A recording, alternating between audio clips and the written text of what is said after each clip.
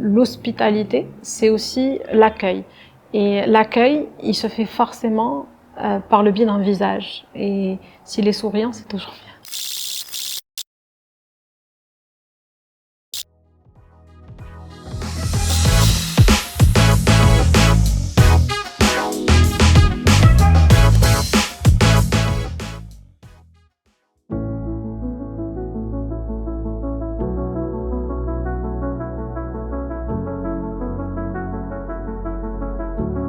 Moi, c'est Ada Khiati, j'ai 37 ans. J'ai 3 enfants et je travaille actuellement chez Onomo depuis 8 ans maintenant. Je suis responsable développement, financement et j'ai également la responsabilité de la zone Maroc. Voilà, donc j'ai fait HEC. J'ai été diplômée en 2010. J'ai fait le choix de me spécialiser tout dans l'immobilier / hôtellerie. Mon chemin a croisé celui de Onomo par le biais en fait d'un ancien collègue que j'avais croisé chez Morgan Stanley et qui travaillait à constituer une plateforme d'hôtels milieu de gamme en Afrique. Et donc qui s'appelle Onomo, qui avait été fondée en 2009 à Dakar. Et en 2015, le siège d'Onomo déménageait en fait depuis Dakar vers Casablanca et ça avait coïncidé avec mon retour de Paris à Casablanca.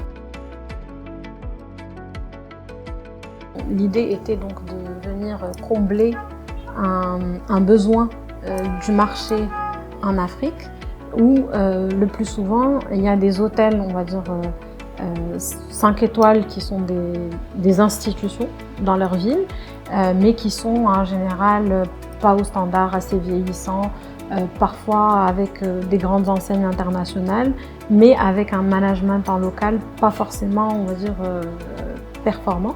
Et une hôtellerie fragmentée, indépendante et pas aux standards. Entre les deux, il y avait un vrai besoin donc de venir offrir une hôtellerie simple, efficace, qui va à l'essentiel, mais avec un positionnement donc prix qui était entre les deux. Donc offrir le meilleur rapport qualité-prix du marché à destination de voyageurs d'affaires qui voyagent dans les grandes capitales africaines.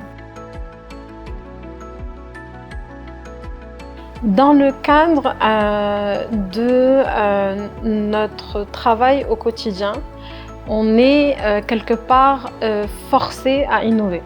Pourquoi? Parce que, comme je vous le disais, donc en fait, on investit dans différents pays et à chaque fois, le marché est différent. Après, il y a le produit en lui-même, donc l'hôtel qu'on a fait évoluer dans le temps. Donc, comme je vous le disais au départ, c'était initialement un produit qui avait vocation à être efficace à destination de voyageurs d'affaires en Afrique, dans les grandes capitales africaines. On l'a fait évoluer d'un produit efficace à un produit lifestyle. Et cette dimension-là est arrivée avec une réflexion stratégique et elle a été aussi, on va dire, le produit des évolutions du marché et elle a été accélérée par la période Covid. En termes d'enjeux futurs, on est obligé de se projeter et de réfléchir à ce que deviendra l'hôtel de demain. Et ça implique une sorte de prospective stratégique, ne serait-ce que sur tout l'aspect digitalisation de l'expérience client. Et ça, c'est toujours un équilibre, pas toujours très simple, entre digitaliser au maximum, de façon à être le plus efficace possible dans l'expérience client, sans forcément la déshumaniser. En passant de la prépa HEC à HEC, on se rend bien compte que ce n'est pas tant, on va dire, le bagage académique qui est important. Ce qui est important, c'est aussi les interactions entre les gens. Et donc, quelque part, le réseau qu'on peut se constituer, les relations qu'on peut avoir avec nos camarades à l'école, et après, pouvoir les faire perdurer dans le temps. Ça, je trouve que c'est une dimension assez propre à l'école, qui permet par la suite d'être dans une dimension, on va dire, de give back.